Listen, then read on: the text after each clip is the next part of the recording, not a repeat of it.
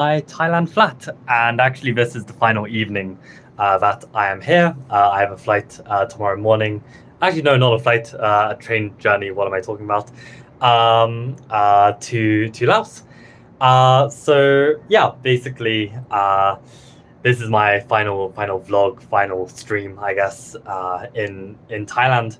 And I know some of you were asking me on the comments of the last vlog how the tournaments went, so I wanted to share with you an update about that. But yeah, basically, the tournaments went well overall. I mean the rapid one went especially well. The blitz one, actually, my immediate reaction afterwards, I didn't feel like it went so well, but in retrospect, like I'm actually quite like happy about the experience, and I'm glad that I played. So yeah, let me delve into it. But yeah, before I say like I get into all of this, I firstly just want to say like, I mean like my experience in Thailand as a whole has been amazing. My experience of the Thailand chess community has been absolutely amazing, and it was so nice. Like yesterday to finish like the chess I had planned in Thailand, like with these two tournaments, and then like I met up with like the chess gang to like have like a final send off dinner, which was super nice. And today I've also been saying some bye to some other friends that I've made like outside of chess. As well as just like yeah, sorting out my logistics for tomorrow and packing and stuff, right? So yeah, basically yeah, it's been a nice last couple of days just to kind of like you know, tie up any loose ends here and there. And yeah, it's just been a really great fantastic trip. I think like highly recommend coming to Thailand. I mean, you can watch my chess country tier list, which okay, you know, I put Thailand in a B tier, but okay, I mean, there like the social aspects definitely could be S tier. You know, it's like that it was B tier for other reasons. But anyway, let me give you guys an update about my FIDE tournaments. So the rapid, you know, it started at 10 a.m. I woke up and I was very determined to try and get into the same headspace that went very well for the Blitz event, the unrated Blitz event that I played on Friday. So the reason why the unrated Blitz event on Friday went very well was because of three things that I picked up on. The first thing was I had a good rest, good sleep. The second thing was I had good mood. Like I was like just happy in life and happy about chess. And then the third thing was that I was sharp. Like I had done some like tactics during the day, and like I felt like I was really seeing stuff, like not crazy tactics, just like medium level tactics, just calculating a bit, like, you know, checking my opponent's resources, like real basics, right? So I wanted to get into this headspace, and I managed it. Like it's funny with me, like I think also it helps like to know yourself quite well as a person to do better with your chess tournaments. And I feel like as a person, I can really have day-to-day fluctuations, and I know that if I have one day where I have like really a lot of like dopamine release and I have like a really good day, normally the next day like I'm kind of having a bit of a crash and feeling a bit down because like I had too much excitement the day before. So I knew that by doing super well in this Friday unrated Blitz tournament, I knew that Saturday would then have to be a bad day for Sunday to be a good day, right, for my FIDE tournament. So I also like kind of planned a bit for this. Yeah, I had my emotional dead day on Saturday, and then I was actually in like a bright, you know, optimistic mood on Sunday. So I go into this FIDE tournament, I'm feeling really good. Round one, I have to play one of my friends who I've made here, right? A guy called Thunder. And I'm just thinking like, oh man, like, you know, I've beaten him every time we've played so far. Yeah, like I'm definitely like on paper and in reality the stronger player, but okay, like I still have to win the game, right? So I play Thunder, and we play into this theoretical line of the English, which I've studied, and I completely forgot what to do like partway through the line. It turns out actually what I played was my preparation, but Thunder played it fantastically. He played like all of these like engine moves, and I got a position where, you know, I know it's better for black, but you have to play extremely dynamically. I missed the dynamic moves. I was too fixated on material. I got a worse position, and the only reason I managed to win this game was because Thunder had like some time management issues. Like I basically yeah, managed to put a lot of pressure on his clock and basically grind him out in a relatively equal endgame. Okay, maybe I had a slight edge by that point, but definitely from the opening I was worse. Like I messed up. Welcome Giselle Akemi to the stream. I haven't seen you here. Nice to see you. Yeah, basically, this is kind of like some kind of like kind of concluding stream to my time in Thailand. So I just wanted to update you. But yeah, so round one I managed to win against Thunder, and immediately I get a very, very big change of opponent. Suddenly I'm playing like one of the top seeds. Like I'm playing this FIDE master from the Philippines, I believe.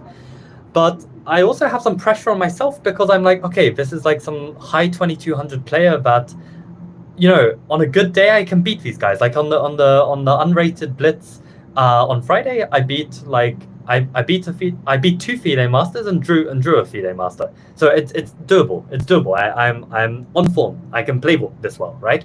So I'm playing this 2280 FIDE master, and because the tournament is actually held like outside in like a courtyard kind of area, it was actually quite cold. It was like quite windy, and the nerves were just kicking in. And I mean, actually, it's interesting as a chess player, I used to never feel nervous. And I remember like back in like second year of university,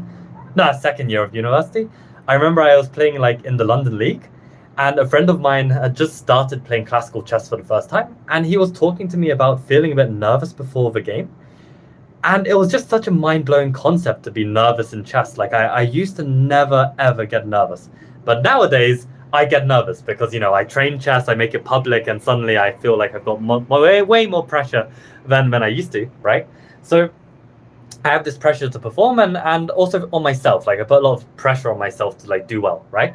So I'm playing this FIDE master. I realize the nerves are starting to kick in. I'm starting to get some shakes. Okay, I'm trying to like take deep breaths, calm myself, focus on the position, and I managed to basically lock in, play a decent game, but I had this one moment of weakness. And basically what I have found as a player, that against these players of 2200 FIDE and above, I can often get very good positions, but that doesn't help me. I mean, I basically choke them anyway and I lose.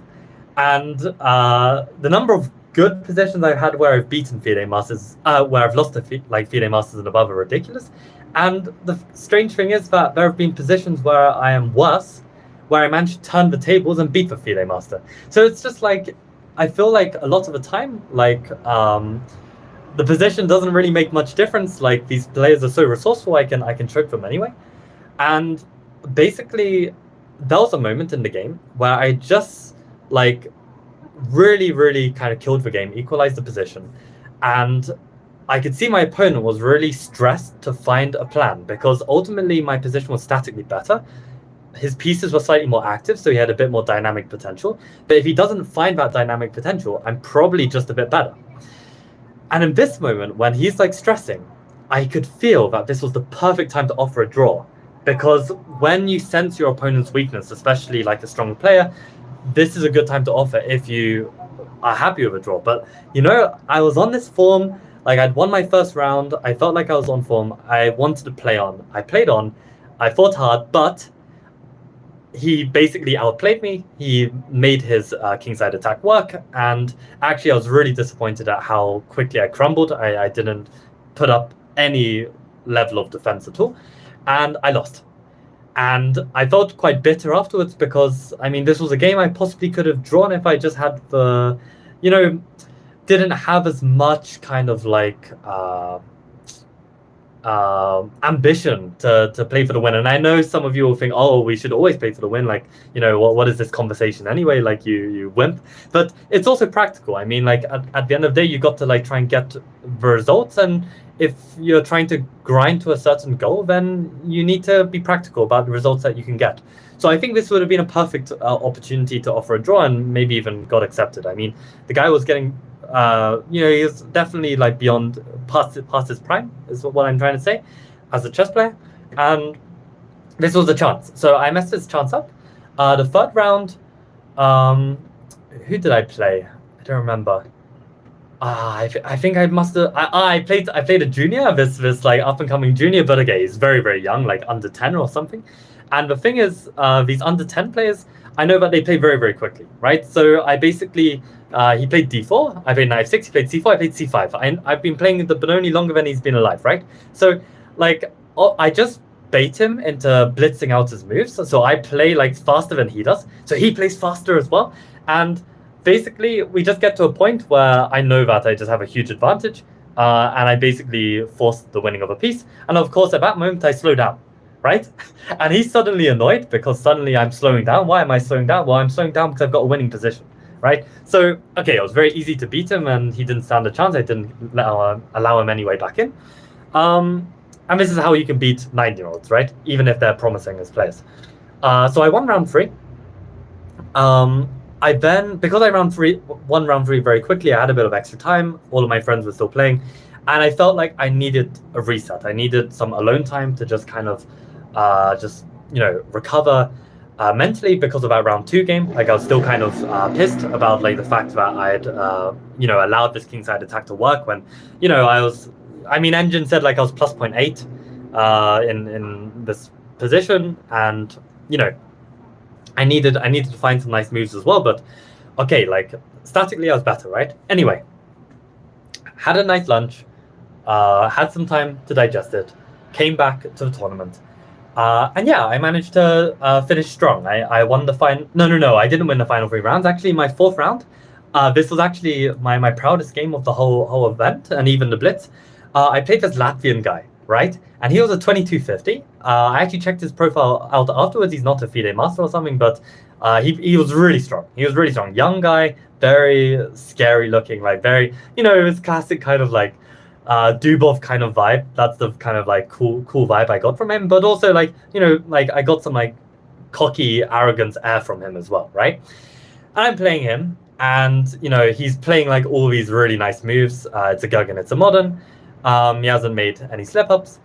And I realized, like, I've been kind of just blitzing out intuitively. And I realized that I reach a position where I'm just completely busted. Like, I see that he's preparing this very nice plan. The very nice plan is just going to work, and I'm just going to be busted. And I realized the only way I can avoid being busted is if I make a series of trades that leaves me with the most awful pawn structure that you can imagine. I had triple isolated pawns on one side, double isolated pawns on the other, and isolated pawns on the flanks. It was horrendous, right? It was absolutely horrendous pawn structure. However, I trade most of the pieces off. I end up getting a bishop versus knight endgame where I have the knight. And it's still looking bad. I'm still lost, but I find a way to provoke him to trade into the pawn endgame, which he does. But as we know, or at least my students know very well, pawn endgames are very, very tricky. And we have this very, very sharp pawn endgame where, even though I've got all these structural weaknesses, I mean, the doubled pawns, they have some benefits, and ultimately pawns still need to be taken. Like, it takes a tempo to take a pawn, and this makes a difference when you're having some kind of pawn race. So it was a crazy pawn endgame. I mean, I really felt that like I was really locked in. I didn't have much time on the clock, but a lot of my training in the past of Duretsky's pawn endgames really paid off here in terms of like making sure that I like keep opposition and I avoid certain mine squares. It was actually a very difficult endgame and many places to get wrong, and I actually got it right. I was super proud. I managed to make it into a pawn race where we both queen at the same time. He kept trying to grind it. He had, no chance of winning it as long as I'm careful. And we played, I don't know, another like 75 moves. I don't think that any arbiter was watching, but in the end, I managed to just make it a bare king's draw. And the guy was pissed. The guy was evidently pissed, and I could see him the next round. Like, the guy was like still upset about the fact that he wasn't able to beat me. But also, I mean, credit to me to actually fight this and save this, right? So this was my favorite game of the event. Like, I really felt like this endgame, I played it fantastically, right? So this was nice. And then round 5, I ended up... Round 4, I played a junior who actually won like the top like rating prize or under 18 prize, whatever it was. And that was a really nice technical game. I got this isolated queen's pawn position. I granted them out against the IQP, right? Juniors like really don't know much strategy in the IQP, so it's very easy to beat them. So yeah, I managed to beat this kid. Then I had this Latvian game in round 5. And then round 6, I was actually playing a guy called Nikolai, who is a Russian player, who I've actually managed to play a lot. And the funny thing about Nikolai, I'll share this story now, is that I played him 3 times before. This was the 4th time playing, and I actually had to play him again in the Blitz. Make it 5, right? 5 times I'm playing this guy. And unbelievably, in all 5 times that I'm playing this guy, Nikolai, I had the white pieces. And in all 5 times of the white pieces, I play this bloody C3 Venom, 1 C3. And the guy is losing his mind, because unfortunately for him, I beat him 5 out of 5. And this guy is like close to 1900. So, really nice points for me, right? But okay, I mean, 3 of the games I played were in unrated tournaments, so it doesn't count for rating. But yeah, basically, I managed to beat him again in Rapid and beat him again in the Blitz. And it's just amazing because he tried so many different attempts against C3 Venom, all very ambitious, all very main lines. But the problem is you're playing against like a London system expert at this point, because, I'm, answering a lot of people's questions on the forums. I'm playing a lot of online chess. I'm playing these lines, right? So I know, like, you're playing Stockfish, basically. So, I mean, he was getting cooked. He was getting cooked every time. And the best comment after, made me feel so good, was at the end of the 5th game, I gave him some advice about like what to avoid and what to go for, like if he wants to play in this stuff, right? Because I'm not going to see this guy anymore. And he just grunted at me, and what did he say exactly? He said like, oh, I don't study boring openings, or something like this, right? Like, having lost 5 out of 5, like, it's unbelievable, it's insane, right? So, the salt was real. But, like, I understand it as well. Like, it sucks to keep playing the same player and you can't beat them. Like, yeah, this is like the worst feeling ever. But yeah, no, I got this win against Nikolai. And that meant that in the Rapid, I finished on 4.5 out of 6, which is not a bad result at all. And especially the game against the Latvian player, I was really, really proud of. I gained 15 rating points, which I guess isn't so much, but okay, in like a month, 15 rating points is still decent. And okay, the long grind to like, I don't know, somewhere like 2200 is it's progress. There's not a lot of progress, but it's progress. But I think what I can be really proud of is, rather than the progress, is like the actual chess. I mean, okay, apart from the loss against the FIDE master, I felt like the rest of the chess was actually very, very impressive. So I'm happy. I'm proud of that. What I'm less proud of is the Blitz, and I'll try and keep this short because I need to get to bed and finish packing and stuff. But I mean, the problem with the Blitz was it was 9 rounds. I actually wasn't tired, so I can't even use that as an excuse. I was actually, coming from the adrenaline of beating Nikolai in the last round and also drawing against this Latvian and being the last game by miles, playing this like pawn endgame and queen endgame. Like it was crazy, but I wasn't tired. I was actually just fueled with adrenaline and ready to like fight and play. And the thing is, in my first 4 rounds, I played 2 lower rated players and 2 much higher rated players. Actually, I played the top seed in the tournament in like round 4. And it was so frustrating because against those 2 higher rated players, I played phenomenal games. And actually, like I'm still like, I'll share this one specifically because it's still a bit of a trigger. So I really want to just get it out of my system completely. But basically this FM I played, like I think his Blitz rating was like really high. It was like 23 something, I think. So yeah, this guy, he finished on 8 out of 9 in the tournament, by the way, but we got to a position. It was a really close fight. It was a Gherkin to Modern, exchanged, and yeah, I was keeping up the fight, and we got to a position where I had king, queen, and rook, and a bunch of pawns, and he had king, queen, rook, and a bunch of pawns, but one of his pawns was on the 7th rank, right? So he was threatening to like promote the pawn in one move, but my queen and rook were in exceptionally aggressive positions, so much so that I actually had a mating net. But I didn't realize that it was a mating net. Like, I didn't realize that I have forced mate on the board if it's my move, which is an important detail, right? So what happens then is my opponent moves his rook to check me, where his rook is next to my king, so I can take the rook, right? It's like checking in front of my king. And I only have a few seconds on my clock, and I decide to just move my king out of the way of the rook on instinct, because I saw that if I take the rook, his queen will be able to enter my territory of my king and give me a check. That's all I saw. So I decided to avoid the rook take. I moved my king. He decides to move the rook next to my king again, like basically baiting me to take this rook so he can bring his queen in and cause some damage, right? So he does his rook move again, and I realize if I go back, which was my only option, or I have to take the rook, if I go back, he actually has a win, which he missed the first time round. He actually has a win.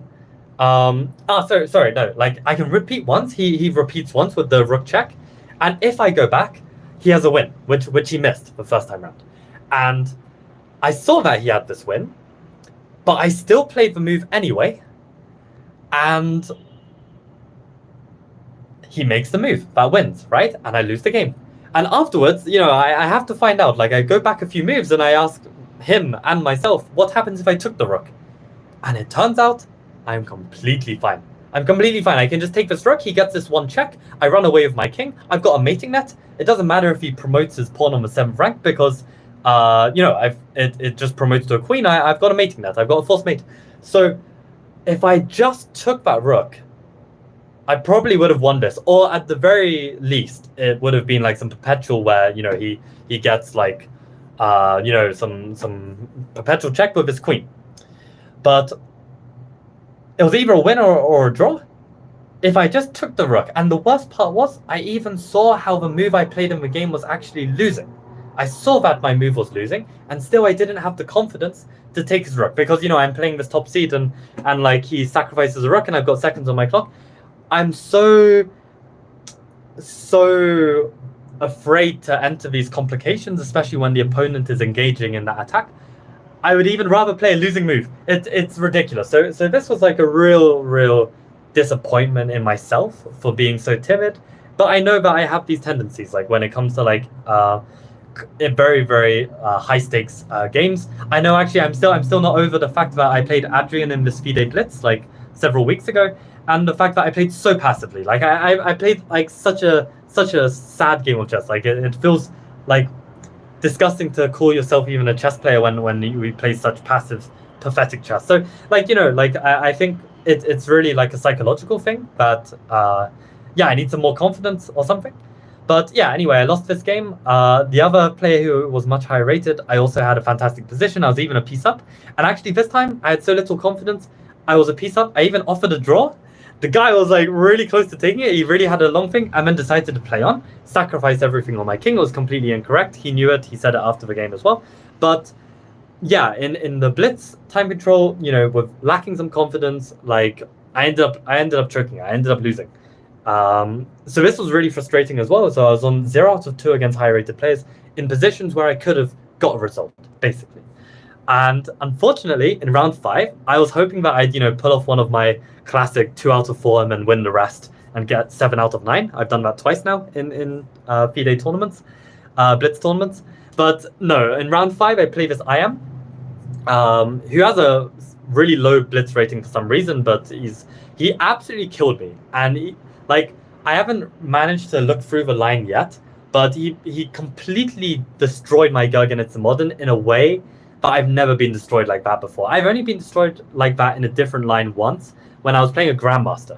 So this guy also destroyed my Gurgenitz Modern, and I'm gonna have to go away and do some prep and find out what on earth to do against his preparation because it was so strong. It was so strong. So this was rough. I lost round 5, but then for the remaining games, I beat everyone lower rated than me, and I lost to everyone higher rated. So in the end, I scored 5 out of 9. Definite underperformance. I lost a little bit of rating. I was a bit stressed as well about losing rating because I also have this tendency that I already had one good FIDE Blitz event this month, right? I scored 7 out of 9 in this Bangkok Blitz, and I knew I got some nice gains from that. So it's a bit like, my job is done for the month in terms of my kind of progression. I don't want to take the risk of losing those gains. It's a bad psychology because at the end of the day, it doesn't matter what FIDE says, if there's a gain or a loss, just play the tournament and try and do your best and try and gain as much as you can, right? But it's again some psychological thing, and I lost a little bit of rating, but yeah, even though I was kind of pissed after the event, I talked to one of my friends here in Thailand, Jeff, and even though Jeff had a bad rapid tournament, he didn't play in the Blitz. We were talking about how to view the tournament afterwards, and it's really a lot of perception. I mean, when I think about the Blitz, I have such a positive mindset about it. The fact that I even got these like promising positions against the top players, the fact that I learned a lot. I mean, like I've learned some new opening lines that I need to look over. I learned certain lines that I did well in. For instance, against the Russian guy Nikolai, right? Like my preparation was really strong there, and it really paid off. So yeah, basically, there are really good take homes from this. And ultimately, in this month of FIDE rated chess, I've made gains in Blitz and gains in Rapid. So I mean, I really should not be so harsh. And I had a great time. I had a really great time. And after this match, I went out for a meal and stuff, and it was really nice. And big shout out to Alex if he's watching the stream, because I played a lower rated opponent, I don't know, in round 6 or 7 of the Blitz, and he said to me at the start that he watches Chess Lifestyle. So this is cool. Unfortunately for him, I beat him in like under 10 moves. Like it was really rough. Like he played like a bird's opening against me, and I played like this h6 g5 like aggressive kind of stuff.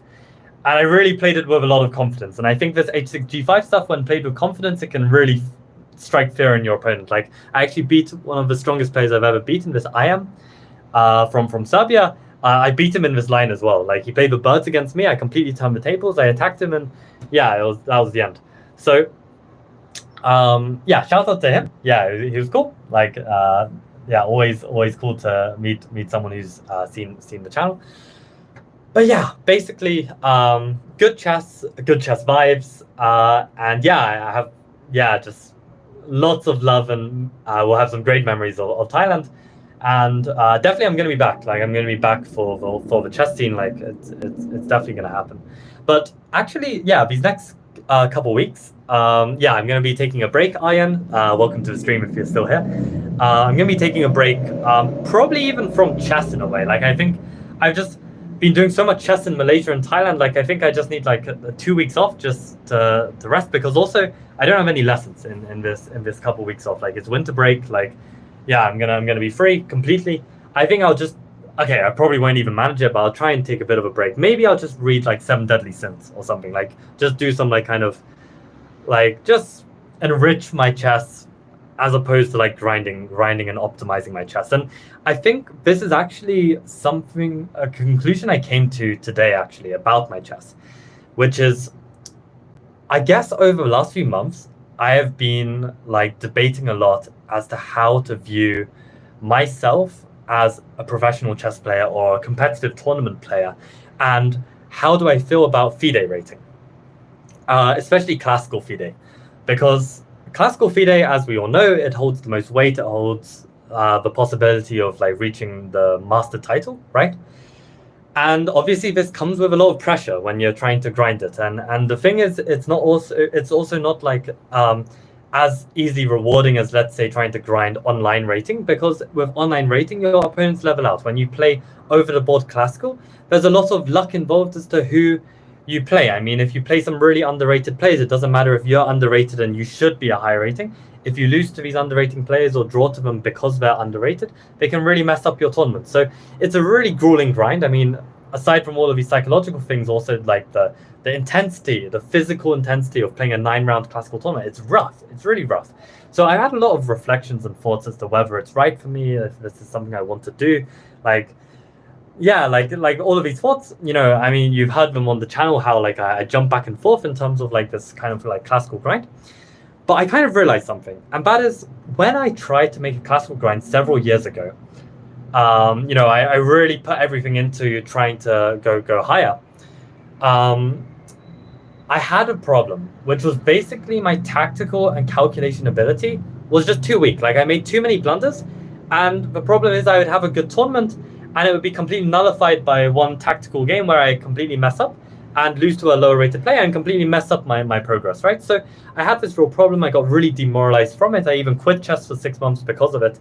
And the thing is, what I've realized is, despite getting to 2000 FIDE again, I know that my tactics are simply not good enough to help me get to my goals. Like I want to get to like a master level of classical chess. That's not going to happen with my current tactical ability. That's just facts. And it's like the penny only dropped today that what I can do in order to ensure that my journey towards chess mastery is more stable, is force myself to have a prerequisite in terms of my tactical ability before engaging in this classical grind, right? So what I've decided, at least, okay, like, you know, as I really decided today, let's see if I stick with it. I mean, I decide so many things and never stick with them, but I think it's legit, which is I need to get a tactics rating online of 2,900. Actually, I wrote 2,800, a bullet rating of 2,700, and a blitz rating of 2,600. And if I can't even do that, then my tactics are simply not strong enough. Like, I need to get that through improving my tactical game. And if I can get that through improving my tactical game, then I've earned the right to give it another shot with the classical. Because otherwise, it's going to be a similar story where I'm just going to be outplaying these strong players, getting great positions, and then losing to tactics. And it's just going to be a lot of suffering, right? And I don't fancy suffering. So that's like the plan. And I think like what I'll do is like, you know, I can practice national rated classical. I can play FIDE Blitz. I can play FIDE Rapid, where, you know, I'm still ambitious with my goals, but I'm not as like, you know, stressed out about the actual chess. And I think like yeah, like when I give FIDE Classical a shot, I really want to give it my best chance, and I wouldn't be doing it justice if my tactics aren't up to that level. So it's kind of like maybe announcing like some semi temporary state of retirement, in the sense that I don't want to allow myself to play any more FIDE Classical chess until I've reached these goals. And if I never reach them, if I never make it to 2,600 Blitz and 2,700 Bullet because I'm too tactically capped, then I've got to accept that maybe I need to just be content with reaching 2,000 FIDE Classical and just enjoy Rapid and Blitz, and, you know, just enjoy being, you know, this chess player that is like a half decent player, but, you know, ultimately is capped in some ways. And I mean, like, you know, that's just how it is, right? But okay, if I actually reach these goals, then I can give myself like some confidence as well that like I can actually make this. And the nice thing is, I think if I were to reach like 2,600 Blitz or 2,700 Bullet, it would come from a tactical improvement, because this is my biggest weakness. And I really optimized everything to get to 2,500. So if I could get to 2,500 Blitz and almost 2,600 Bullet, and like my peak bullet is like 2,580 something. So if I can get to 2,600 Bullet and 2,500 Blitz by optimizing my current ability, if I improve my weakness like tactics, get to 2,800 puzzles, that should give me enough to get higher in Bullet and Blitz and give me enough confidence to give Classical another shot. So okay, we'll see how that goes. I'm glad, Tricky, to hear that you started streaming. Definitely drop your Twitch name or your YouTube name. Hopefully some people will be kind enough to give you a follow and kickstart your chess streaming, so that's cool. Do you have a schedule, by the way? Pepe, welcome to the stream. Thank you for dealing with your jokes. Thank you for your time. See you again for chess karaoke or some chit chat. Absolutely, Pepe. Thank you, of course, for having me. And yeah, actually, like, you know what's really funny? I actually think, Pepe, like, unironically, your jokes are actually just too, like, okay, like, you know, like, sue me or something, but I think they're too clever. This is genuinely the problem. And the problem, because they're so, like, layered, like, Adrian fucking gets them because Adrian is like 2,900 bullets, so his brain works fast enough. My stupid brain, it takes like some seconds to get. Once I've appreciated the humor, the conversation's already moved on. And the other problem is as well, I think it's just like, you know, that's why they're also like, half the time they're like dropping dead, because they're too difficult, man. They're too clever. They're too funny. I don't know. It's just like, you know, if I see, we probably would share a same sense of humor in, like, I don't know, Instagram Reels or something. But yeah, like, I can't keep up, man. I can't keep up. Like, it's, I'm too slow. I'm too slow in the head. So this is why I think, Pepe, you've got some potential, right? Because I mean, if you've got the same level of like joke giving ability as Adrian, you know, you're like quick thinking, then you've got some like potential for blitz and stuff, right? Like you're quick thinking enough. So maybe there's some potential there. Anyway, I thought I wanted to share that. Best moment was the 3 versus 3 and karaoke with Thunder. Genuinely. I think that was really good. I think also the first karaoke was also extremely good because I think it was like quite an unexpected high. So that was very fun. Yeah, good times. Tricky says, I call this my hibernation period. When I felt that I'd met my peak, as how much more I can improve, I stopped. I may have dropped like 100 elo in skill, but I can return to the game. I'm kind of confused, Tricky. Like, as in you reach your peak, so that made you stop, and now that you're worse than your peak, that gives you motivation to play. I guess maybe you're a bit more relaxed about playing. Is that the point? With a fresh mindset now and make up the loss in skill quickly a lot faster. Okay. So the hibernation period was good to relax, have some new mindsets, and you can pick up skill. But I guess to me it's like the real enjoyment is not just getting back to a peak, but actually making a new peak, right? So yeah, I hope you have some ambitions to improve your chess and reach a new peak. Like, I think this is the fun aspect, or at least for me. Like, I think it's like really fun to be ambitious with this kind of stuff. And daily streaming, awesome. Okay, this is cool. I respect the daily stream. I used to do this once upon a time with shogi. Even chess, I guess I was doing almost daily streaming for some time before my classical tournaments. Yeah, I can respect this. But yeah, I think this is like a nice way to avoid potential stress in my classical FIDE chess by like setting up these kind of like I don't know, checkpoints or requirements for me to try and achieve. And yeah, like over the next few months, I think it's going to be about trying to achieve it. Like if I don't achieve it by the summer of next year, then okay, I need to just enjoy some Rapid and Blitz tournaments instead. And I actually thought, like the World Rapid and Blitz is taking place in New York this year. Does anyone actually know what the requirements are for World Rapid and Blitz? Like, do you have to be a title player, or is it just like having 2200 in Rapid or Blitz? Like, what are the actual requirements for the World Rapid and Blitz? Because imagine that as a goal, right? Forget the ratings, forget the chess, forget everything else, but make it your goal to qualify for the World Rapid and Blitz. Like, how sick would it be to play that and have the chance to play some of the most amazing players? Like, this would be the coolest experience. Like, I think if I were to attend the World Rapid and Blitz in New York, like this year, that would be like one of the best chess experiences of my life. So why not make it about that? Like, make the goal like entry into some big event, right? Yeah, Jenny says, yo, what is the talk about? This talk has been kind of like recapping my recent FIDE Rapid and FIDE Blitz that I played yesterday, and also just sharing some insights as to my kind of mindset towards my own competitive chess, as well as, you know, what's life been like in Thailand. So that's been the discussion. Pretty sure you have to be like FM or something. So they do have some classical title requirements for you to actually play. I mean, that kind of sucks. I mean, if you are like 2300 Blitz or Rapid, why shouldn't you be allowed to play the FIDE Rapid and Blitz? Like, I feel like a classical title requirement for a Rapid or Blitz tournament, it kind of sucks. But I understand. I mean, you know, they have to have some limits, otherwise too many people would play, right? But yeah, I will definitely look into this World Rapid and Blitz requirements. I think it's definitely a cool goal to have if that is something attainable. But yeah, if it's got classical requirements, then okay, then you just got to get good, right? This is tough. Yeah, Jenny says, actually my goal is pretty similar. I want to change federations to Scotland, become an FM and play the Olympiad. No way, that is sick.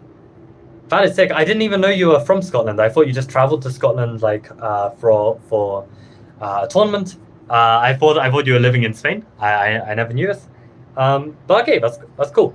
And yeah, I've actually considered switching federations because I actually have a permanent residency in Hong Kong. I could switch federations, I think, legitimately to Hong Kong. Whether I'd make the Olympiad team, that's another question, because I know that you have to qualify for it in this like big tournament, and it's a lot of hype, but they have some strong players. Like it's not so easy to get into the team. Okay, you live in Scotland, so you can do that, right? It would be cool for 3000 plus ELO online in Blitz or Bullet to have the right of entry as well. Yeah, that would be a really, really cool add-on.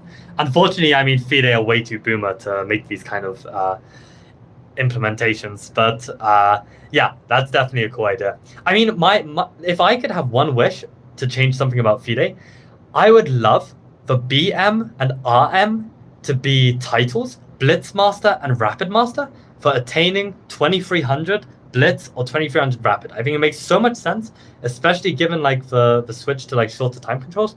I've even made a tweet about it. I tagged FIDE. Of course, they never replied because why would they? And yeah, like there's no, I don't think there's any incentive to do it. But I mean, I think that would be really cool, because then people can actually have like a real goal and say like, yeah, I'm a Blitz master. I mean, that's cool. I mean, some people like Blitz, some people want to work on Blitz, and why shouldn't they? Why shouldn't they? Why should they have to go through, you know, difficult, expensive, grueling classical tournaments just to be able to say that you have this mastery? I mean, at the end of the day, it's just some like puny title that, like, you know, it's, I mean, if you're a 2300 Blitz player and you just don't have the chance to play classical, I mean, you're still a great player. It's just annoying that you just can't tell people that you're a master because it's not technically true, right? So, you know, it kind of sucks that they don't have this, but okay, I'll just have to work for FIDE one day and make this a thing. But yeah, you live in Scotland, so you can do that. I see. The way to do that was through arena titles. Yeah, exactly. But arena titles are so garbage. I mean, why would they have AGM, Arena Grandmaster, for 2000 ELO? You get AGM at 2000 ELO, like online. Like, it's just stupid. Like, it's just a complete scam, money making scam to get people to sign up and pay money to FIDE to get these titles. When yeah, you're getting this AFM for like 1700 online. Like, it's just stupid, really stupid. Anyway, yeah. So yeah, thank you guys for tuning in. Appreciate all of your support as always. And yeah, I'm glad to talk more about these games. The more I recap them, the more I'm thinking about how I lost or how I won, and what works well, what doesn't work well, what needs improvement. And yeah, I think like I'm looking forward to just a bit of a break from the grind. I think this will do me good, be able to reflect a bit better about like my goals.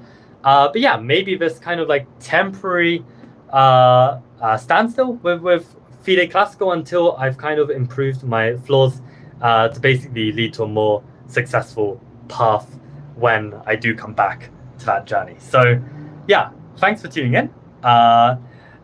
Tricky, DM me the name of your stream. I will definitely try and tune in once in a blue moon. I don't really watch too much chess YouTube, too busy rambling on this channel to give myself the time to watch a bunch of chess YouTube. Although today, actually, I watched for the first time Chess Base India's like live stream reaction to Gukesh like playing Rook takes F2. So good. Like, really, really hyped to just see these guys like having such a blast. But okay, on that note, I better get packing, and yeah, I'm going to see you guys around. It's on this YouTube channel. Okay, cool, Tricky. Yeah, I'll try and tune in and subscribe at some point. But yeah, I'm actually not going to have internet much in Laos and Cambodia, so yeah, we'll see. I don't even know, probably my accommodation has some internet, but I'm not teaching lessons, so I didn't even check properly, you know, like, it doesn't matter. So yeah, gonna do a lot of exploring, and yeah, see you guys, I guess, in the new year. Okay, hope to catch up soon. Okay, bye.